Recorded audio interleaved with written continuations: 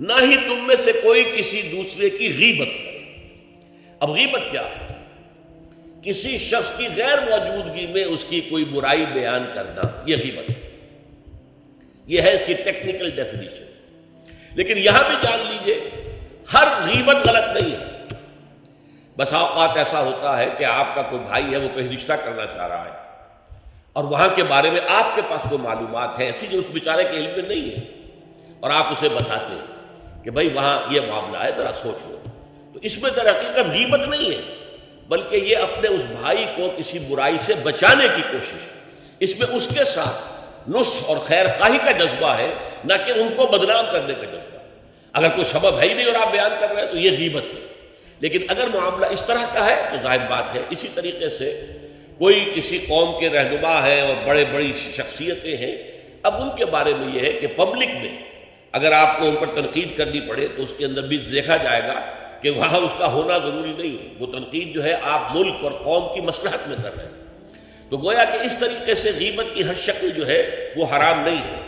البتہ ایک خیال لوگوں کو بڑا غلط ہے، وہ میں ایک حدیث کے حوالے سے اس کا ازالہ کر دینا چاہتا ہوں۔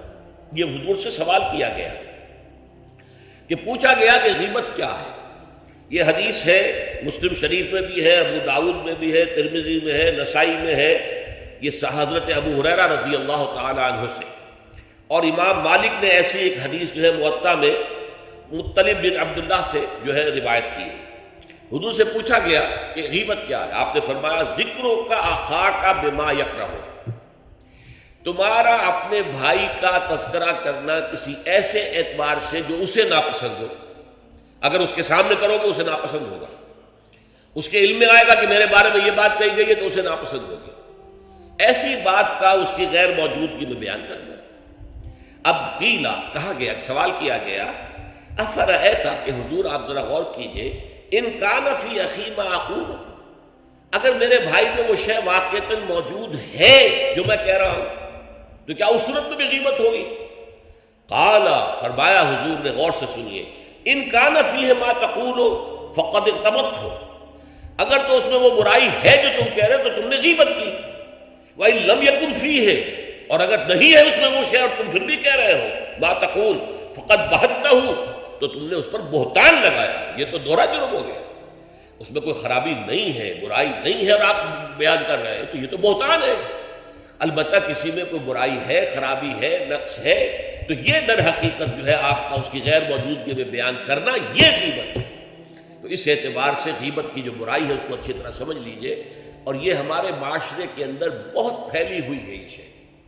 بلکہ یہ کہا جاتا ہے، صحیح کہا جاتا ہے کہ وہ کئی کورسز کا ڈنر ہونے کے بعد جو ہے پھر جب گفتگویں ہوتی ہیں تو معلوم ہوتا ہے کہ سب سے زیادہ لذیذ ڈش جو ہے وہ ایک دوسرے کی غیبت ہے۔ اور ہوتا کیا ہے، شادی کا کہیں پر مجمع لگا ہوا ہے اور جو ہے وہ ابھی بارات نہیں آئی ہے یا کوئی اور مسئلہ ہے، بیٹھے ہوئے ہیں، تو جب 3 آدمی بیٹھے ہوں گے تو کسی اور کی غیبت کریں گے، اور جب ان میں سے ایک اٹھ کے چلا جائے گا تو اب یہ دونوں اس کی غیبت کریں گے۔ یہ ہمارے معاشرے کا عام رخ ہے۔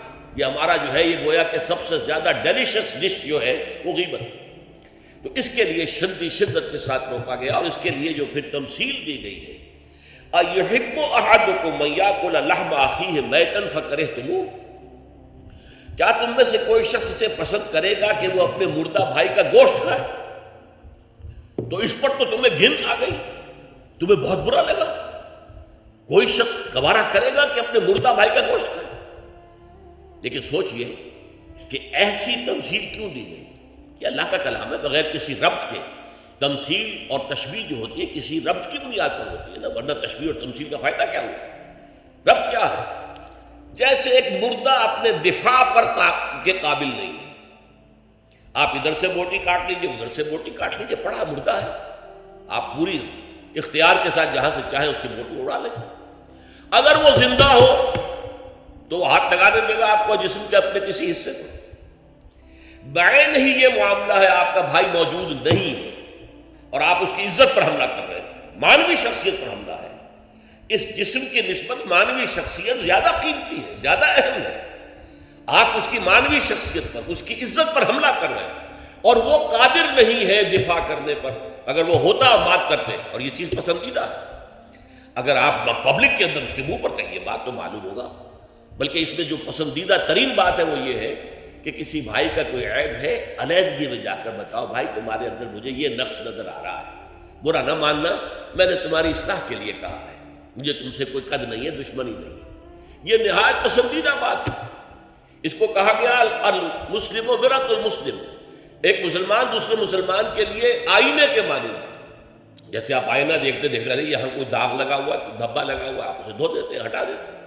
اسی طریقے سے ایک مسلمان کو اپنے مسلمان بھائی کے لیے آئینے کے مانند ہونا چاہیے کہ وہ اسے اس کی خرابیوں پر، اس کی برائیوں پر مطلع کر دے، لیکن یہ اطلاع جو ہے یہ ہوگی خلوص کی بنیاد پر، خیر خواہی کی بنیاد پر، اسے ذلیل کرنے کے لیے نہیں، اسے بدنام کرنے کے لیے نہیں، بلکہ یہ کہ اس کے سامنے علیحدگی میں، تنہائی میں بات کی جا رہی ہے۔ البتہ اس کی غیر موجودگی میں بات کی جائے وہ غیبت ہے، اور وہ بالکل صحیح تمثیل ہے جو قرآن نے استعمال کی ہے، صحیح ترین تمثیل۔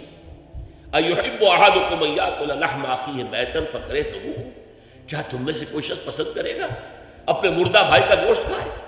بالکل اسی طریقے سے وہ تمہارا بھائی جو محفل میں نہیں ہے، وہ اپنی عزت کے دفاع پر قادر نہیں ہے۔ اگر وہ ہوتا تو کہتا بھائی آپ غلط کہہ رہے ہیں، آپ کو مغالطہ ہوا ہے، بات یوں نہیں تھی، یوں تھی، کوئی ایکسپلین کرتا، کو اپنا دفاع کرتا، کو اپنی شخصیت کا، اپنی عزت کا تحفظ کرتا، لیکن وہاں نہیں ہے تو وہ تو اپنے تحفظ پر قادر نہیں ہے۔ لہذا یہ غیبت در حقیقت معنوی سطح پر وہی شے ہے جو مادی سطح پر کسی مردہ بھائی کا گوشت کھانا ہے۔ فَكَرِهْتُمُوهُ، یہ تو تمہیں بہت برا لگا یہ بات۔ بلکہ اکثر لوگ کہیں گے کہ ایسی مثالیں جو ہیں، کیا ماذا اراد اللہ بہذا مسئلہ، ایسی تمثیل دینا، کہیں گدھے کی تمثیل دی گئی ہے قرآن مجید میں، وہ یہودی جن کے اوپر تورات کا تو بار تو لدا ہوا ہے، تورات پر عمل نہیں کرتے، تو ان کی مثال کیا ہے؟ کمثل الحمار یحمل اسفارا، وہ تو ایسے ہے جیسے کہ گدھا ہے، اس کی پیٹھ کے اوپر کتابوں کے انبار لگے ہوئے ہیں، گٹھری باندھ کر جو ہے مکالمات افلاطون لکھی ہوئی ہے، یا انسائکلوپیڈیا برٹانیکا کی گٹھری باندھ کے رکھ دی گئی ہے، اسے کیا فائدہ؟ اسی طرح سورہ اعراف میں کتے کی مثال دی گئی ہے، کہیں بچھڑ کی مثال دی گئی ہے، کہیں بکری کی مثال دی گئی ہے۔ تو مثالیں جو ہوتی ہیں وہ معنوی رب کے اعتبار سے ہوتی ہیں، یہ نہیں دیکھا جاتا کس چیز کی مثال دی جا رہی ہے، جس چیز کے لیے مثال دی جا رہی ہے، مشبہ لہو اور مشبہ بہی، کس چیز کے ساتھ تشبیہ دی جا رہی ہے، کس لیے دی جا رہی ہے۔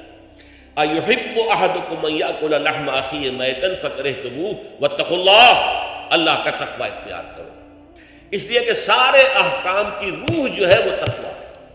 احکام دھرے رہ جائیں گے، رکھے رہ جائیں گے، کتابوں میں لکھے رہ جائیں گے، اگر اپنے اندر تقوی نہیں ہے، برائی سے بچنے کا ارادہ نہیں ہے، اللہ کے عذاب سے بچنے کا مستقل پختہ مصمم ارادہ نہیں ہے، تو کوئی فائدہ نہیں ان چیزوں کا، بھینس کے آگے بین بجانا ہو جائے گا۔ واتقوا اللہ ان اللہ تواب الرحیم، اللہ کا تقوی اختیار کرو، اور دیکھو اللہ بہت توبہ کا قبول کرنے والا ہے اور بہت رحم فرمانے والا ہے۔